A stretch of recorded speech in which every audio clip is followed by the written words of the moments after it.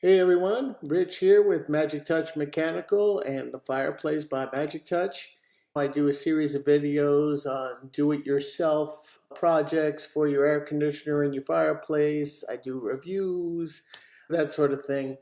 Today I thought I'd switch gears a little bit and talk about that dreaded moment when you go to turn on your air conditioner for the first time in the season and it won't turn on.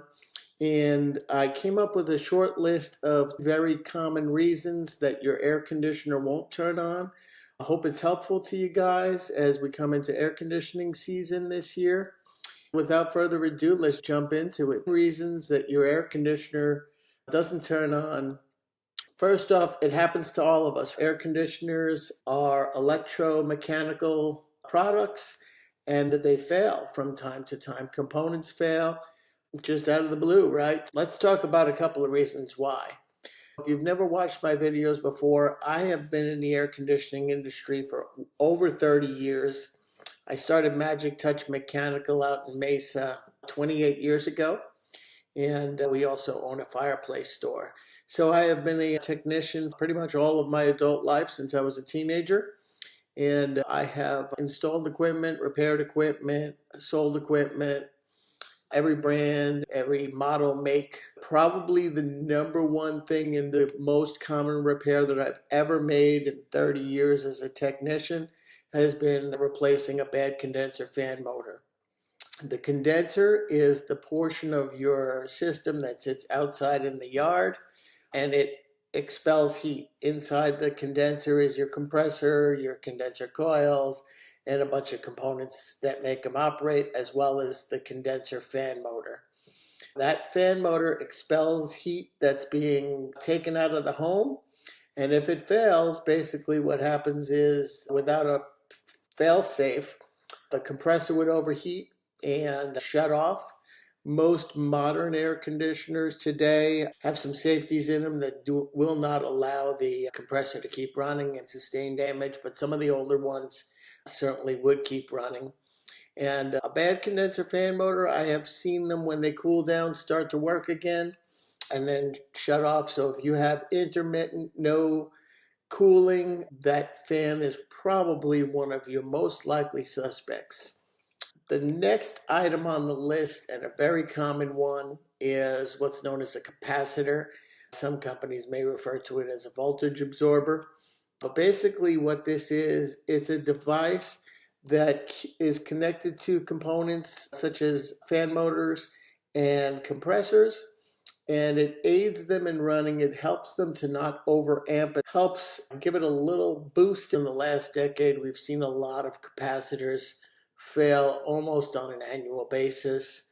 They're just not built like they used to be. A lot of the product that's coming from overseas really can't last very long, especially here in Phoenix, where heat is what takes them out, and heat is when we need our air conditioner the most. So number two, faulty capacitor. Number three is a bad or a damaged compressor. And the compressor is basically the heart of the air conditioning system.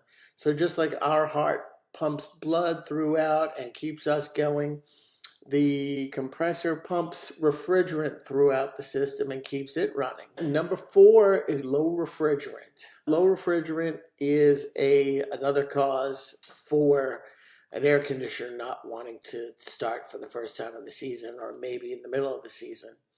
Little pro tip, refrigerant is not like the gas in your car. Your air conditioner is a sealed system, so you never have to recharge your system unless you have a leak.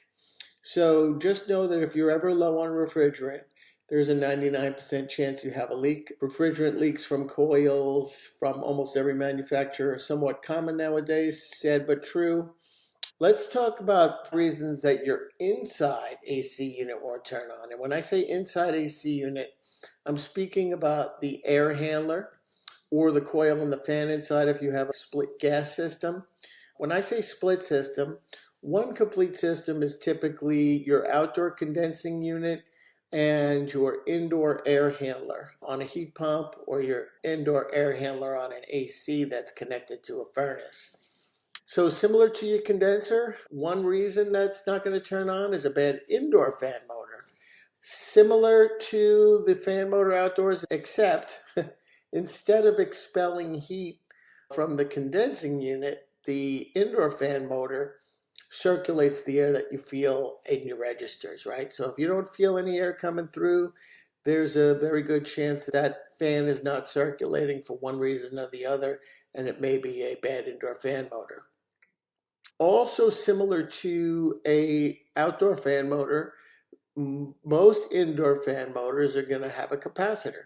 And for the same reasons, those capacitors, although they typically do last longer than the outdoor capacitors, that's enough to stop a air conditioner from working. One thing that I didn't have on the outdoor portion that we do see a lot on the indoor portion that will stop a unit from working properly is dirty indoor coils or a dirty evaporative coil. If that coil is plugged or your filter is so plugged that air can't flow through it, that will stop your system from cooling. It can even cause your coil all the way up to the outdoor portion of the system to completely freeze up, and then it's got to be thawed before it can be cleaned and air can flow through that coil again. So when you hear us HVAC guys talking about change your filters monthly, we're not just saying it because we like to hear ourselves make noise. It's an important thing to do to keep your system healthy and running properly. Another, I think number 9, is going to be a circuit board failure. I should probably throw this to the outside unit as well. Today's modern units have multiple circuit boards in them, PCBs or what's known as a printed circuit board. And those boards control a lot of things that we used to wire to relays, and all those relays and sensors have now moved into one printed control board. When we first started seeing smaller control boards in units, we could often take them out and take them back to the shop and solder in new diodes and anodes and that kind of thing, and they were repairable. Today, that's not really the case. They are a disposable component, and when they go bad, we replace the entire board. Love it or hate it, that's the way things are now, and circuit boards can lead to your system not cooling. Number 10, refrigerant leaks with our indoor coil. And unfortunately, in recent years, quality of some of these components in some of these air conditioning systems, and I'm not picking on any brand in particular because they've all suffered from it, but we have seen the quality go down in the build of these coils, and we have seen many refrigerant leaks from coils, and an evaporative coil, or an indoor coil as it's sometimes called, is a prime suspect and can be a reason that your air conditioner won't turn on when you go to turn it on. Lastly, here in Phoenix and parts of Texas and Utah, New Mexico, even parts of California, we have residential rooftop package units. All of these things that we've discussed already apply to rooftop package units. Basically, a rooftop package unit is a condensing unit and an air handler squashed together, installed on your roof. So all of the 10 things that we just mentioned that could cause your air conditioner not to start apply to a package unit, indoor and outdoor.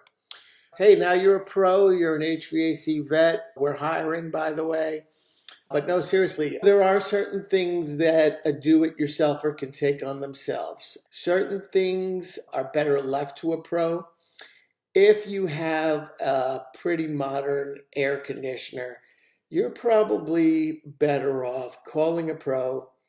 Hey, I hope this was helpful to you. I know it was a 30,000-mile view, but anything I can do to help educate people on what might be going on with a very expensive appliance in your home, I hope it helps. Do me a favor, help support the channel and subscribe. I have a ton of other videos on this channel that explain how to fix things step by step. Check those out. Also, product reviews if you're in the market for a new air conditioner or new fireplace. I pit different brands and models up against each other. I give you the good, bad, and ugly on each brand. Have a great summer, everyone, and stay cool.